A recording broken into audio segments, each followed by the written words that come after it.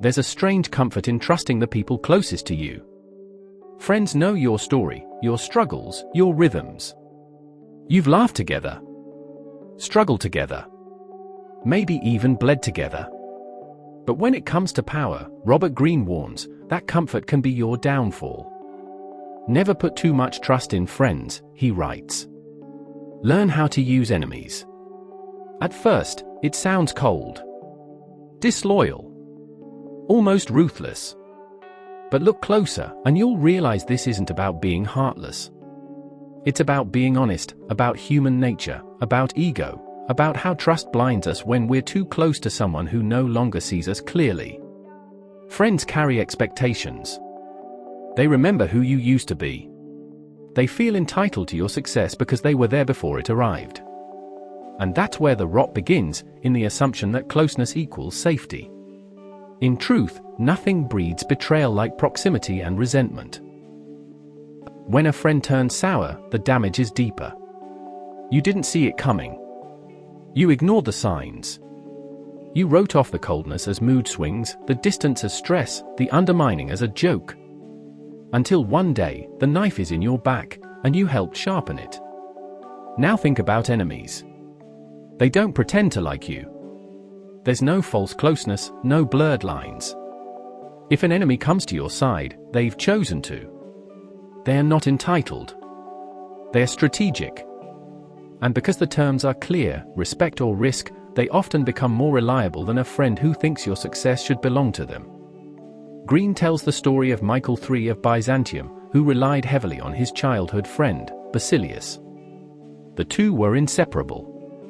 Michael made Basilius his closest advisor, even trusted him to be second in command. But as Basilius grew in power, so did his ambition. Soon, the man who once stood by his side plotted to take everything. He had Michael assassinated and took the throne for himself. Loyalty, Greene warns, can be a mask. Especially when it isn't tested by power, jealousy, or opportunity. The problem isn't that friends are bad, the problem is that we stop seeing them clearly. We ignore their weaknesses. We assume their loyalty is permanent. And that's the crack that power slips through.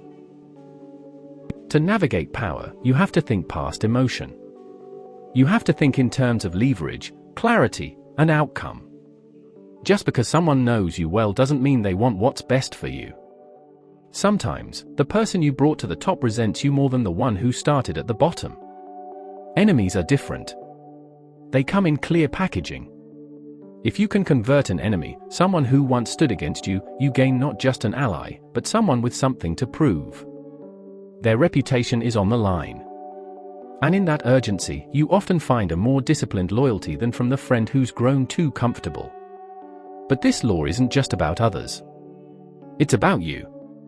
How do you make decisions? Are you rewarding familiarity over competence? Are you building based on comfort or character? Do you trust people because they've earned it, or because you don't want to see the truth? To follow this law is to think like a ruler, not a friend. That doesn't mean you become cold. It means you become wise. You don't hand out trust like candy. You observe. You test.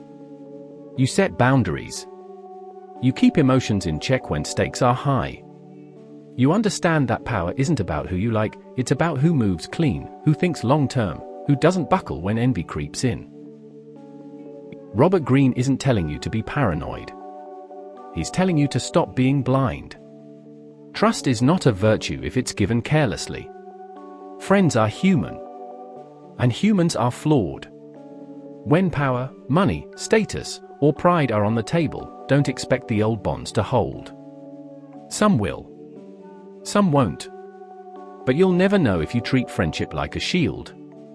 Use your enemies wisely. Don't let your friends lull you into sleep.